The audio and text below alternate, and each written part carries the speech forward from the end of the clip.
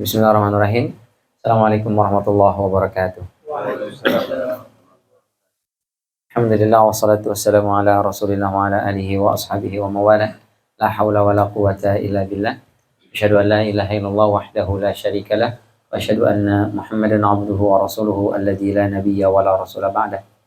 Amma ba'd fa inna asdaqal hadithi kitabullah wa khairal hadi hadi Muhammadin sallallahu alaihi wasallam.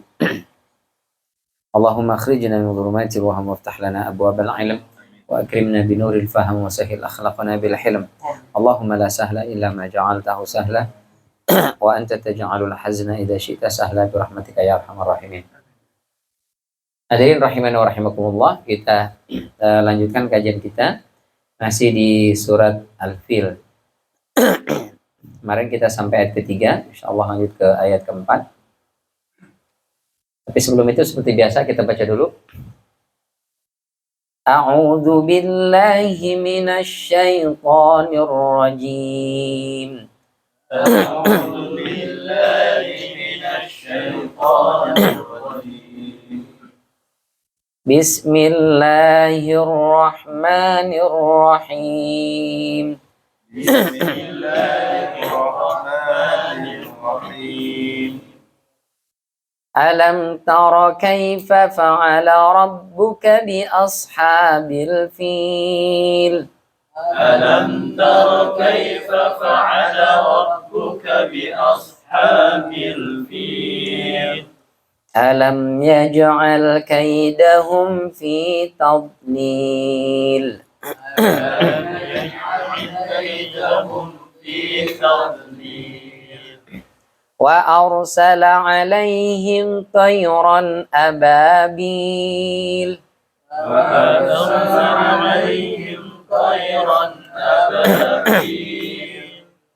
ترميهم بحجارة من سجيل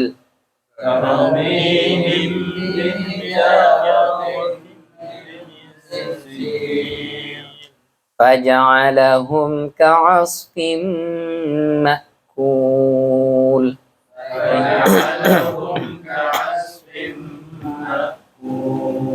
Sadaqallahul azim. Ini pernah saya sampaikan, saya ambil dari internet ya untuk ayat-ayat Al-Quran itu mungkin berbeda dengan Al-Quran yang cetakan kita, terutama dengan masalah penulisan harokat atau baris ya. Misalnya seperti beberapa huruf itu nggak perlu dikasih baris karena sudah mafhum. Kayak misalnya ababil, ya ini mati, sukun sebenarnya kan. Yeah. Cuman nggak ditulis ini. Ini mengikuti tradisi mushaf Madinah. Tarmihim, di sini sukun, ada huruf mim di sini kan, ikhfa syafawi. Tarmihim bihijaratim min. Ini juga ada sukun sijil. Niya juga ada sukunnya lagi. Tapi di sini nggak pakai gitu, karena dianggap udah pada bisa baca gitu, udah pintar-pintar ini mah. Gitu udah ngerti lah. Nggak dikasih baris pun bisa baca gitu. Nggak ada harokatnya pun bisa baca gitu. Santri-santri semua soalnya. Tapi pernah saya pakai ke ada beberapa pensiunan gitu, mereka pengen tadabur, saya pakai yang ini. Ustaz, ini kok beda Al-Qur'annya sama Al-Qur'an kita, kata dia. Di mana bedanya? Ini nggak ada barisnya nih. Ini mina apa mini apa minu nih Ustaz? Apa mini? Ini juga ya ini nggak ada barisnya katanya, harusnya ya apa ya. Sini ada huruf mim kecil. Apaan ini kata dia? Makul. Ada mim di sini katanya. Biasanya kalau mim itu di sini, tarmihim di sini ada gitu kan. Iqlab, ikhfa syafawi. Ini apaan nih katanya? Oh, ini kalau Bapak mau nyambung baca ke surat setelahnya. Surat Lilafi Quraisy atau setelahnya ke atas berarti surat Al-Humazah. Nah, disambung dengan bismillah. Faja'alahum ka'asfim ma'kulin bismillah. Nah, ini tanwin ketemu ba jadinya ikhlas. Oh gitu. Gak ada di Quran saya katanya. Beda-beda itu ya. Baik. Kemarin kita sudah sampai Di ayat ketiga, wa arsala alaihim tayran ababil. Kita sudah bahas makna ababil dan juga makna tayran apa itu. Ababil maknanya bisa al-katsirah, banyak, kata Imam Hasan al-Basri dan juga Tawus. Al-mutatabi'ah allati yatba'u ba'daha ba'dha. Itu datang secara berbondong-bondong, ya, datang segerombolan terus nyusul lagi segerombolan, begitu seterusnya. Ini kata Ibnu Abbas dan juga Imam Mujahid. Sementara kata Ibnu Mas'ud dan juga Al-Akhfash, datang dari berbagai macam arah, dari sebelah kanan, dari depan, dari belakang. Nah, itu mana ababil kata Ibnu Mas'ud. Sementara Zaid bin Aslam mengatakan ababil itu mukhtalifatul alwan. Di burung ini warnanya macam-macam. Ada yang hitam, putih, abu-abu, coklat, loreng, dan seterusnya. Itu dipahami dari kata ababil itu maknanya mukhtalifatul alwan. Sementara Abu Saleh dan juga Atta mengatakan antakuna jam'an ba'da jam'in. Ini mirip-mirip dengan yang nomor 2 tadi, Ibnu Mas'ud. Jadi datang segerombolan, terus datang lagi segerombolan. Sehingga diterjemahnya berbondong-bondong. Ngapain mereka datang itu? Ini nama daerahnya, namanya Mughammas atau Mughammis. Jadi dia belum masuk ke lembah di mana Ka'bah Al-Musyarrafah ada. Dia masih di luar.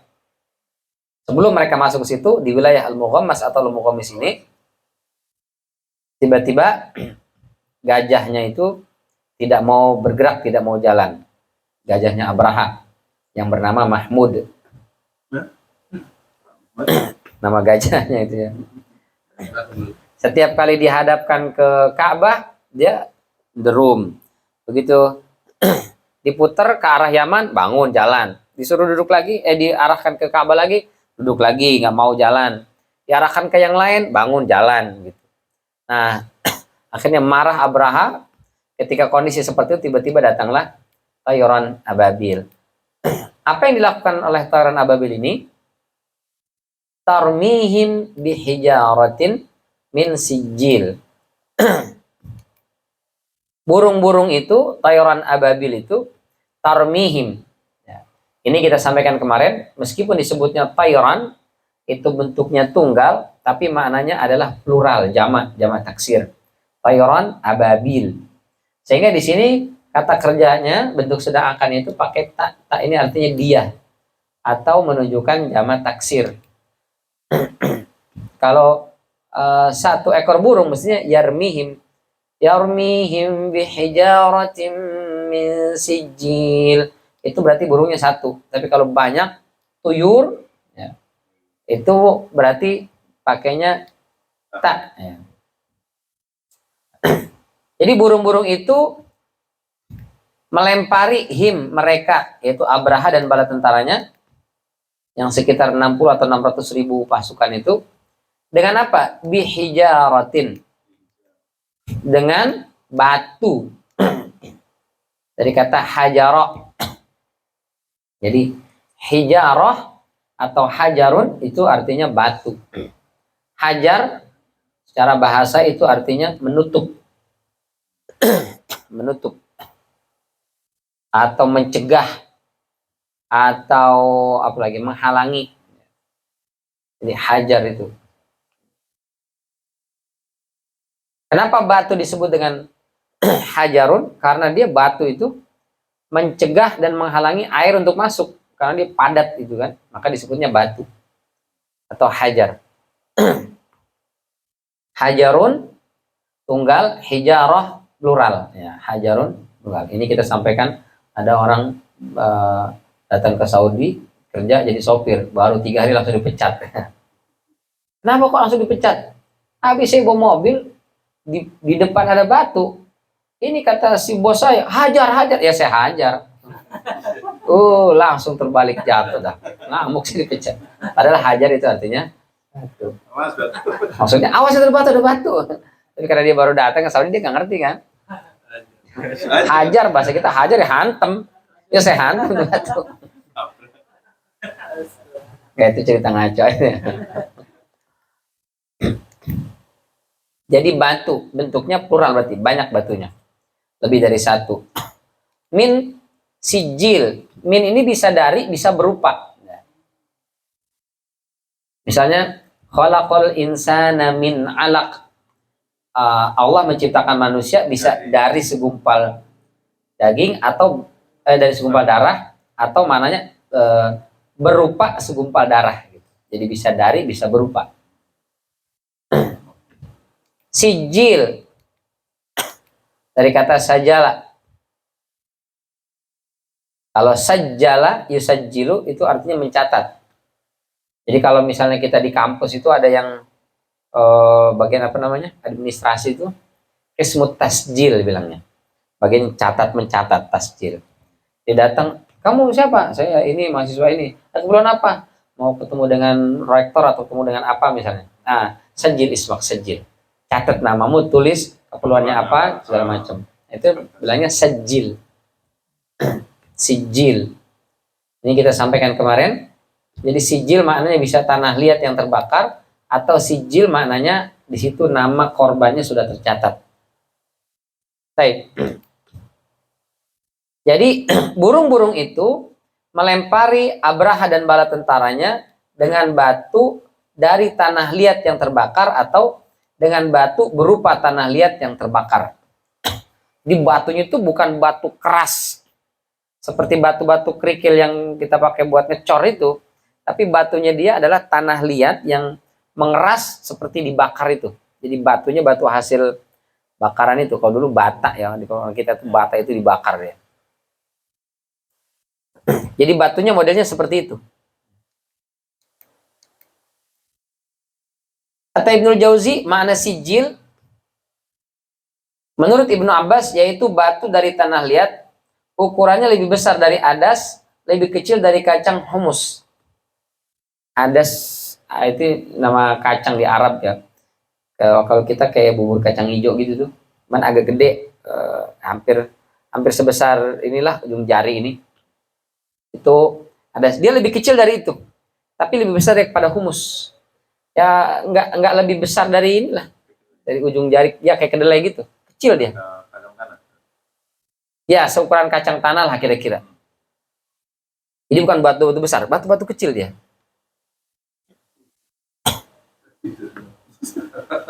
Kenapa? Iya, seperti meteor, padahal ukurannya kecil banget. Kata Ikrimah, batu itu berasal dari luar angkasa, antara bumi dan langit. Jadi di bumi nggak ada batu itu. Jadi burungnya juga nggak ada. Cuma muncul sekali dan habis itu nggak pernah muncul-muncul lagi sampai hari kiamat. Kata Ibnu Zaid, sijil ini merupakan nama langit dunia. Jadi batu itu berasal dari langit dunia, bukan dari neraka deh, dari langit. Ya mirip meteor jadinya. Meteor kecil tapi dahsyat karena dia meteor. Cuman dia nggak terkikis oleh lapisan ozon karena dibawa oleh burung itu, burung yang membawa. Kalau dia datang dari atas mungkin terkena lapisan ozon habis. Ini burung yang membawa sehingga kok burungnya nggak kebakar? Nah itu kuasa Allah. Burungnya membawa batu, batunya batu meteor, orang kena batu itu hangus seperti dimakan daun dimakan ulat itu. Lama-lama bisa gitu. Tapi burung yang bawa nggak kenapa-napa. Itulah kuasa Allah Subhanahu wa taala.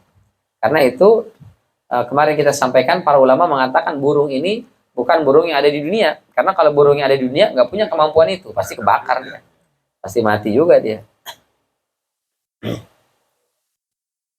Abu Ubaidah mengatakan itu adalah batu yang sangat keras, maka diumpamakan tanah liat yang terbakar. Jadi kalau tanah liat dijemur dengan tanah liat dibakar itu pasti beda kualitasnya. Jadi lebih keras dia. Nah ini ada sebagian yang mengatakan kata Az-Zajjaj itu dari kata sijil, artinya catatan. Wama adraka ma sijil di surat Al-Mutaffifin itu. Iya, apa ayat awalnya itu? Kalla inna kitabal fujari lafi sijin. Wah, sijin itu ya. Wama adraka ma sijin itu sijin. Yang sijil ada nggak sijil? Ada ya. Sijil itu artinya catatan, dari kata sajjala yusajjilu tadi. Sijil itu artinya catatan. Maka kata Ibnu Abza sebagaimana dikutip dalam Fathul Qadir, batu yang dibawa oleh burung ababil sama dengan batu yang ditimpakan kepada kaum Lut. Karena Allah sebut di surat Hud itu, kaum Lut itu dilempari batu min sijili mamdud. Kita buka surat Hud ayat 82. Falamma jaa amruna ja'alna 'aliyaha safilaha wa amtarna 'alaiha hijaratan min sijilin mamdud.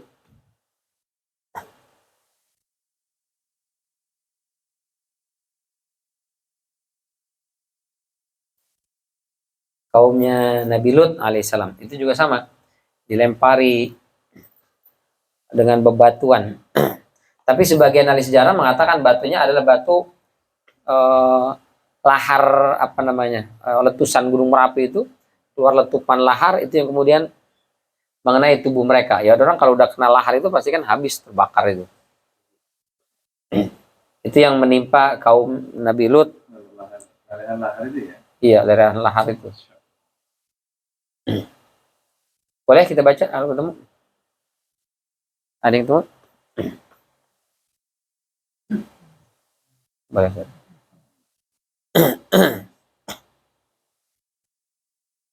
أعوذ بالله من الشيطان الرجيم فلما جاء أمرنا جعلنا عاليها سافلها وأمطرنا عليها حجارة من سجيل منضود. Artinya mereka berkata 82.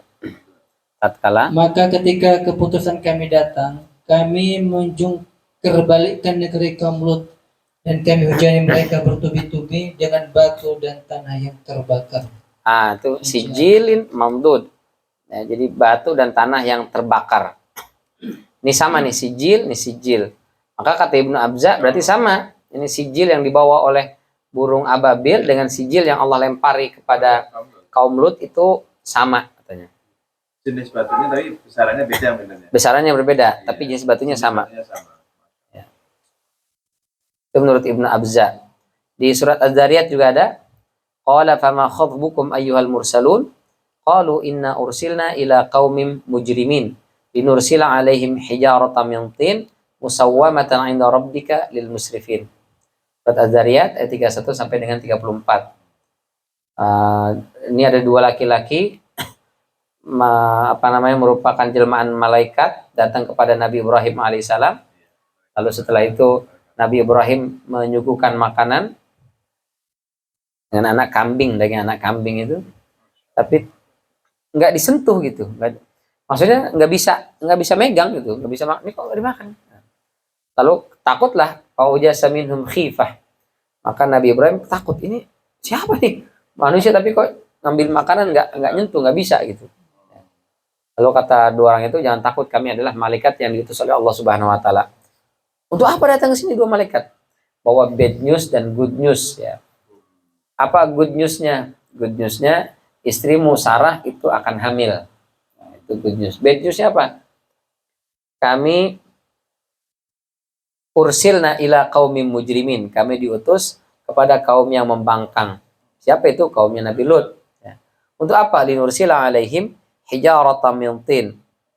Untuk melempari mereka dengan batu dari tanah liat. Ini tin, di sini hijarah min sijil. Jadi min sijil ditafsirkan dengan min tin di surat Az-Zariyat.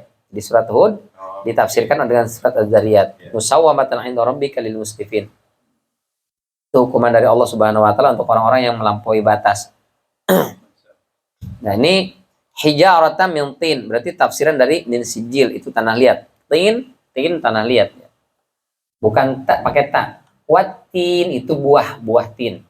Kalau pakai to itu artinya tanah liat. Makanya penting sekali kita belajar makhrijul huruf, jangan sampai salah baca. Wow, wattini wazzaitun.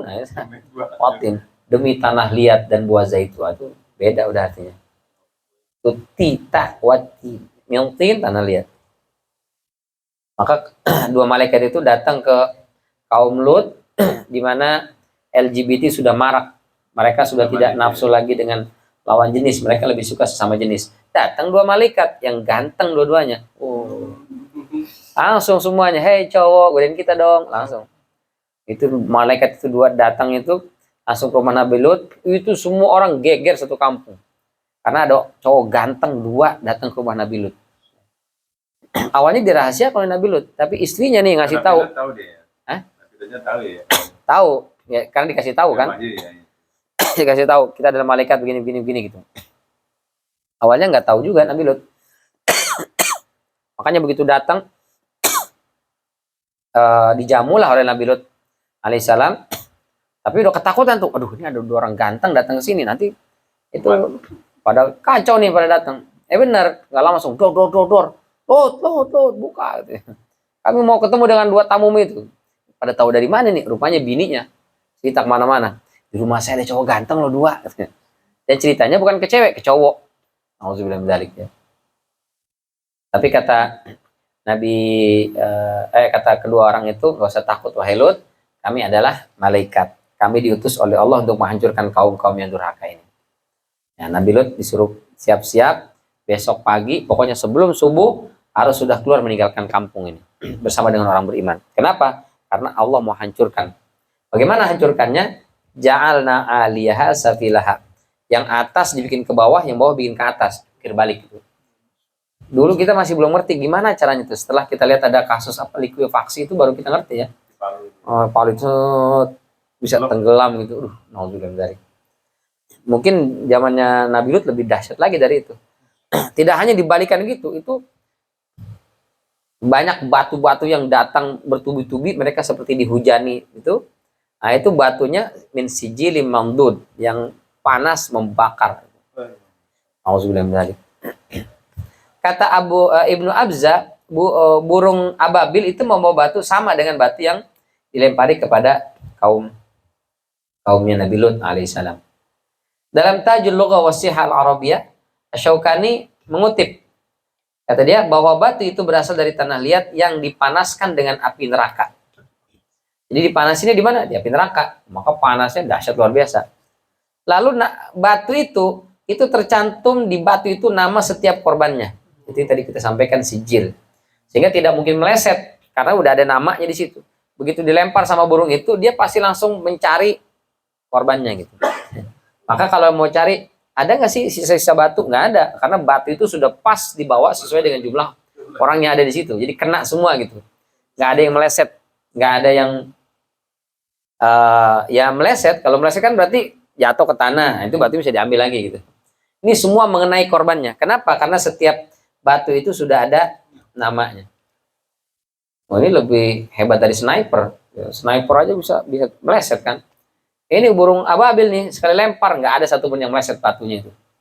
Padahal batunya kecil karena dia dibawa di paruhnya satu, di kakinya satu, di kakinya satu. Jadi satu ekor burung bawa 3 dilempar. Dan lemparnya namanya juga burung, nggak mungkin dong lempar. Nggak mungkin lah burung kan, pasti cuma dilepas gitu aja, dijatuhin aja.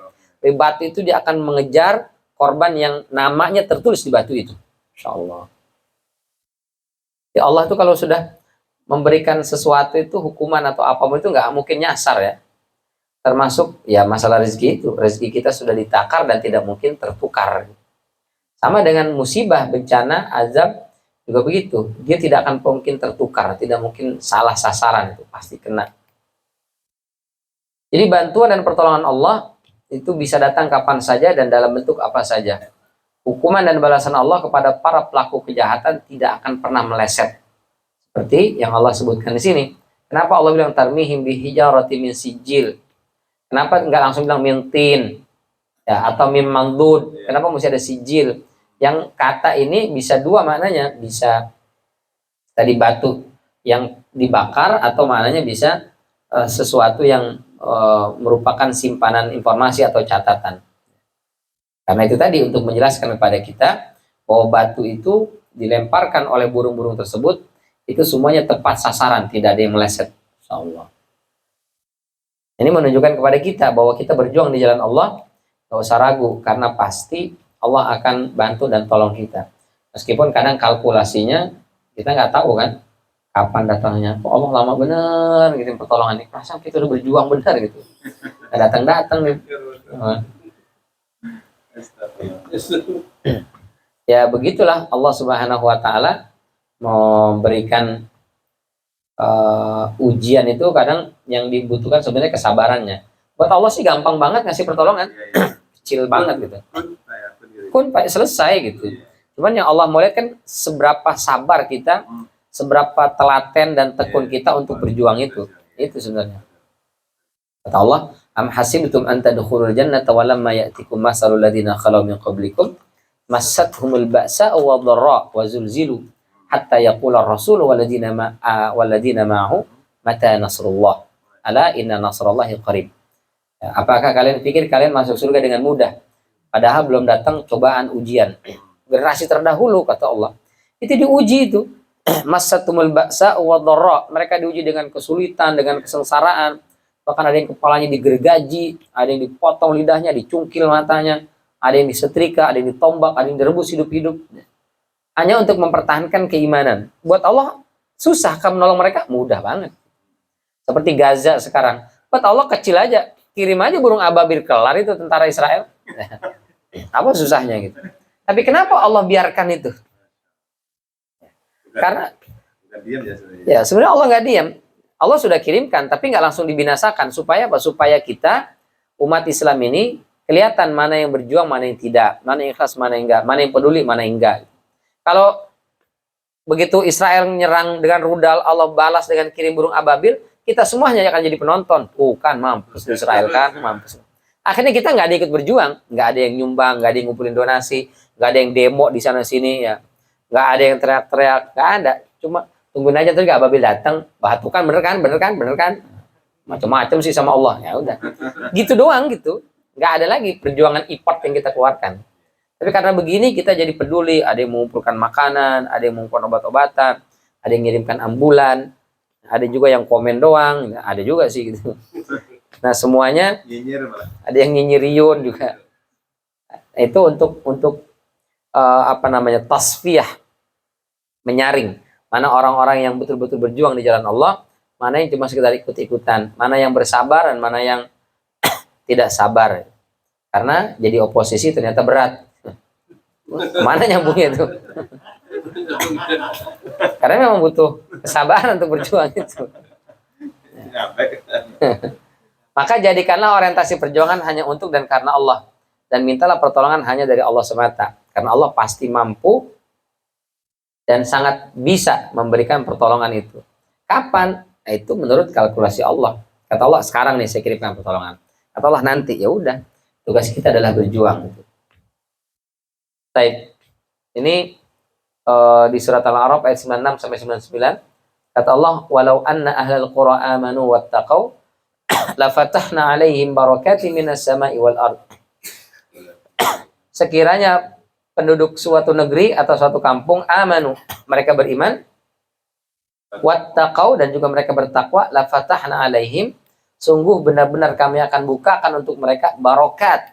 Barokat untuk jamak ini, banyak keberkahan. Dari mana? Dari langit dan dari bumi, bukan satu, banyak.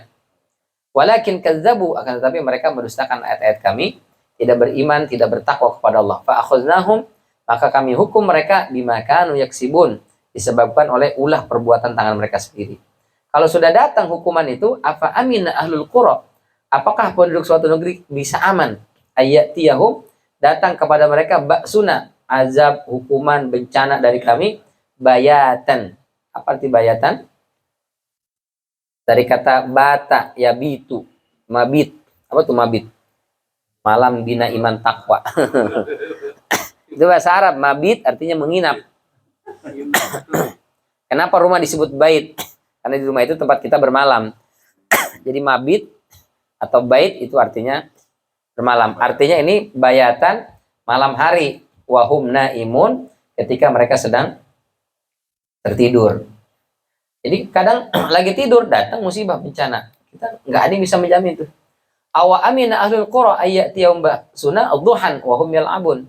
Atau apakah penduduk negeri itu bisa mendapatkan rasa aman ketika datang kepada mereka hukuman kami itu duha, di waktu duha, ketika mereka sedang yal'abun, sedang asik sibuk dengan aktivitasnya. Kayak tsunami Aceh, gempa segala macam. Itu kadang-kadang ada yang terjadinya malam, ada yang terjadinya duha ya. Duha. Jadi meskipun kita sedang terjaga, nggak ada yang bisa menjamin kita bisa selamat dari hukuman Allah Subhanahu Wa Taala. Apalagi kalau sedang tidur, ya tidur mau ngapain kita? Kadang dibangun aja masih bingung, hah? Ada apa nih? Gimana? Nah, kita nggak bisa berbuat melindungi diri kita aja nggak bisa lagi tidur. Nauzubillah, seandainya ada kecoa aja masuk ke telinga, kita nggak bisa tidur, nggak bisa ngapa-ngapain, nggak tahu kita. Disitulah kita sangat butuh penjagaan Allah Subhanahu Wa Taala. Afa aminu makrullah, apakah mereka bisa aman dari makarnya Allah? Fala ya'manu makrallahi ilal qaumul khasirun. Tidak ada orang yang merasa aman dari makar Allah kecuali orang-orang yang rugi. Kenapa? Karena nggak ada yang aman. Kalau sudah datang dia nggak mungkin meleset gitu. Nggak ada istilahnya, oh ini salah nih, mestinya bencana ke kampung sebelah situ, cuma jadi nyasar ke kampung sini. Nggak ada istilahnya. Tidak akan ada yang meleset. Itu yang memang sudah di situ takdirnya. Nauzubillah. Walamma jaa amruna ja'alna 'aliha safila wa amtarna 'alaiha hijaratan min sijilin mamdud. Jadi maka tatkala datang azab kami jadikan negeri kaum Lut itu yang di atas ke bawah, yang bawah ke atas, jungkir balikkan. Ya. Wa amtarna 'alaiha, dan kami turunkan kepada mereka mator itu menghujani mereka ya. Hujan. Jadi sebenarnya kalau dalam Al-Qur'an itu mator itu hujan dalam makna negatif ya, matar. Kalau positif ghaith ya. Ghaith atau ya anzalna ma minas sama, kami turunkan air dari langit. Nah, itu hujan maknanya positif ya. Tapi kalau matar itu hujan dengan batu, bencana, musibah, geledek atau menyebabkan banjir, itu pakainya amtarna 'alaiha. Matar. Makanya orang Arab itu kurang suka dia kalau dibilang matar itu. Dia senangnya al-ghais ya. Makanya ibadahnya disebut istighosah kan, istighosah. Minta hujan, istisqa, minta air gitu. Gak ada istimtar, minta matar itu nggak ada. Cuman biasanya kita belajar bahasa Arab itu bilangnya matar ya. Matar itu artinya hujan. Padahal kalau term Al-Quran itu konotasinya negatif. Saya pernah ngobrol sama orang Arab, ditanya, di Indonesia banyak air nggak? Oh, saya bilang Indonesia musimnya cuma 2. Kalau nggak musim panas, saib, maka yang ada adalah musim hujan, amtar. Indana amtar ghazirah, saya bilang itu. Dia bilang, la taqul amtar, la taqul matar. Jangan bilang amtar, matar. Kenapa? Karena itu bencana, itu musibah. Allah sering menyebutnya wa anzalnal ma'a minas sama. Kami turunkan air dari langit.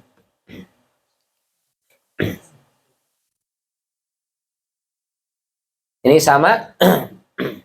Ini di surat Hud ayat 82, sijilin mamdud. Di Al-Hijr ayat 74 itu min sijil saja. Faja'alna 'aliyaha safilaha, sama ja'alna 'aliyaha safilaha wa amtarna alaihim wa amtarna alaiha di sini. Ha baliknya ke qaryah, ke negeri. Him ke penduduknya. Hijaratan sama hijaratan, min sama min, sijil juga sama. Mamdud di sini ditambahin mamdud, terbakar ya, dengan ya tanah yang membakar, mamdud dengan bertubi-tubi ya. Kalau di sini dari batu, dari tanah yang keras ya, atau tanah yang terbakar, sama sijil, ini juga sijil. Nah, ini menunjukkan buat Allah Subhanahu wa Ta'ala sebenarnya mudah, gampang saja mematahkan musuh, menghancurkan orang-orang yang menghancurkan agama Allah dengan hal-hal yang kecil dan sederhana. Kalau Abraha datang membawa tentara gajah yang besar, maka Allah hancurkan mereka dengan burung yang bawa batu yang kecil-kecil, ukurannya sangat kecil, cuma segede kacang gitu, tapi bisa menghancur dan meluluhlantahkan semua itu. Karena buat Allah tidak ada sesuatu pun yang besar, Allah lah yang maha besar. Makanya kita kalau takbir itu Allahu Akbar. Allah Akbar itu artinya maha besar, paling besar dari apapun yang ada di atas muka bumi ini. Maka selain Allah kecil, ya, musuh ya kecil, kesulitan hidup ya kecil, yang paling besar itu Allah Subhanahu wa taala. Baik, ini barangkali yang bisa kita bahas di kesempatan malam yang mulia ini. Ya, sampai di tarmihim hijaratim min sijil. Insyaallah kita akan bahas nanti di ayat terakhir faja'alahum ka'asfin ma'kul di pertemuan berikutnya insyaallah. Baik, mudah-mudahan bermanfaat. Sebelum tutup mungkin ada yang ditanyakan, ditambahkan atau diteruskan. Falyatafadhal masykurah. Tahu cukup? Ya. Dulu pernah kajian soal biasa. Cuma memang sudah pandangnya Gimana tuh? Jadi kalau mereka itu mereka itu memandangnya ababil itu adalah bukan burung, bukan burung layak, bukan burung ababil. Tapi ababil itu adalah nama sebuah daerah Babilonia. Irak dulu kan, nama dulunya Babilonia. Jadi Toiron ababil itu adalah apa namanya, batu-batu. Kalau zaman dulu kan karena nggak ada pesawat, jadi dianggapnya tuh kayak apa sih, yang pelontar gitu. Kalau lagi perang itu ada pelontar batu yang dibakar itu, ya itu. Menjanik namanya. Dari bantuan dari Irak, Babilonia itu. Jadi sudah pandangnya gitu kan. Jadi Meniadakan campur tangan Allah berarti itu ya. Meniadakan campur tangan Allah berarti ya. Ya, kurang lebih gitu. Bahkan ada yang bilang bahwasanya Toiron itu kan karena bahasa Arabnya pesawat kan Toiron juga kan? Ta'iran ya. Ya kan, bahasa Arab pesawat Toiron sama kayak bahasa Arabnya burung itu sendiri Toiron. Kan karena dianggapnya dulu itu sudah ada pesawat. Kan? Itulah yang jadi pesawat itulah yang menghancurkan negara itu. Jadi meniadakan Allah. Karena kan yang orientalis gitu. Iya. Dan cara pandangnya mereka begitu. itulah bahayanya kita mengaji kitab suci dengan menggunakan pendekatan logika gitu. Itu bahaya. Maka kita sampaikan di awal sekali kajian kita itu nggak boleh orang menafsirkan Al-Quran itu dengan berdasarkan asumsi atau praduga saja. Dia harus merujuk, ada ilmunya gitu. Dia harus merujuk sekian tafsir, ya, sebagian mengatakan 10 tafsir, sekian berapa tafsir. Terus dia harus mengerti bahasa Arab. Itu harus minimal 2 itu saja tuh. Dia merujuk bagaimana para ulama, bagaimana apa perkataan Rasul terhadap ayat itu. Bagaimana perkataan sahabat, bagaimana perkataan ulama terhadap ayat itu. Baru yang pertama itu ayat. Ada nggak Al-Quran berbicara tentang ayat yang serupa gitu. Jadi ayat ditafsirkan dengan ayat. Baru ayat ditafsirkan dengan hadis, baru ayat ditafsirkan dengan kaul sahabat atau kaul ulama. Baru setelah itu bahasa itu di bawah sekali. Jadi kemampuan bahasa itu nggak cukup orang untuk menafsirkan Al-Quran. Dia harus lihat dulu bagaimana para penafsir dulu. Makanya kita sampaikan tadi penafsiran itu di awal kita kutip ya. Meskipun secara bahasa mungkin kita bisa, tapi kita lihat dulu Ibnu Abbas bilangnya apa sih ya. Ikrimah bilangnya seperti apa, Zajjaj, Abu Ubaidah, bagaimana Asy-Syaukani menafsirkan ayat itu, baru setelah itu baru kita simpulkan gitu. Nah itu karena kalau nggak bahaya sekali. Kemampuan bahasa saja itu nggak cukup, apalagi yang bahasa Arab aja nggak ngerti, itu bahaya tuh. Nah ini kalau misalnya tadi dia mengatakan Tayron itu artinya pesawat.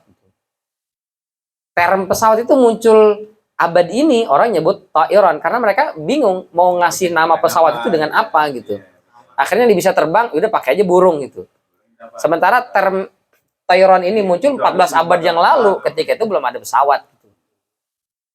Terus maka nggak pas gitu, mereka menafsirkan dengan itu. Sama seperti ada ustadz yang viral itu yang Al-Qari'ah itu dibilang salah orang menafsirkan Al-Qari'ah itu dengan hari kiamat katanya. Qari'ah itu artinya pembaca. Nah, mari kita dengarkan lantunan ayat suci yang akan dibacakan oleh qari kita, itu laki-laki. Kalau dibacakan oleh qari'ah kita perempuan. Jadi pembaca. Jadi Al-Qari'ah itu maknanya kita membaca. Wah, itu ngaco luar biasa. Dia nggak bisa membedakan mana Al-Qari'ah dengan Al-Qari'ah. Itu kan yang satu pakai ain, satu pakai hamzah gitu. Ini tajwidnya udah nggak lulus nih orang gitu. Kok tiba-tiba jadi ustad gitu. Dan banyak yang denger, wah itu udah kacau. Dan itu yang sangat sedih itu. Maka kita mesti banyak lah yang pada belajar ngaji supaya benerin lurusin. Karena banyak masyarakat kita yang belum bisa ngebedain mana orang yang ngerti, mana yang nggak ngerti gitu. Akhirnya pokoknya ngaji aja, udah gitu dibela aja lagi kan, udah tahu sesat dan salah. Nah ini jadi bahayanya gitu. Dan lama-lama implikasinya ke politik juga. Pokoknya yang penting dia pemimpinnya, bodo amat lah, mau pinter kayak mau apa kayak. Jadi tidak mengedepankan kemampuan berpikirnya gitu. Itu ya. Alhamdulillah antum ikut ngaji di sini juga, jadi compare. Kalau antum ikut di situ terus lama-lama antum jadi tafsir juga tuh. Tapi sebagai saya kan melihatnya sebagai ilmu aja. Ini mana ini gini. Kadang-kadang kan kita ketika mengkritisi sesuatu kita tahu juga Iya, cara pandangnya betul. Gitu kan. Kita balik aja logika ya, gitu. Misalkan masalah logika kita lawan masalah logika aja kan. Putar aja biar sama-sama pusing kan.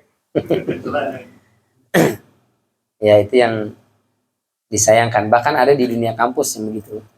Jadi mereka mempelajari Al-Quran itu dengan tidak menggunakan perangkatnya.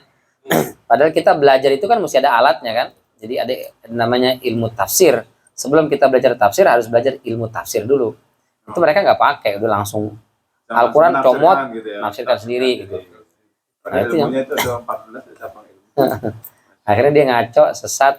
Kalau dia sesat sendiri masih bukannya mending ya, tapi nggak apa-apa. Ini nyesatin yang lain kan. Ini kacau. Kemarin juga ada anak muda, saya ngisi kajian tafsir di Masjid Kompleks, datang dia, Ustaz, saya ngaji tafsir itu udah sejak 3 tahun yang lalu katanya. Nggak ada tuh kayak tafsir kayak Ustaz gitu. Jadi gimana tafsiran antum? Dia cerita juga itu. Nggak ada satupun yang pakai rujukan kitab tafsir, saya bilang. Justru cara belajar tafsir antum yang aneh, nggak ada gitu. Kita belajar tafsir itu kita harus merujuk dulu.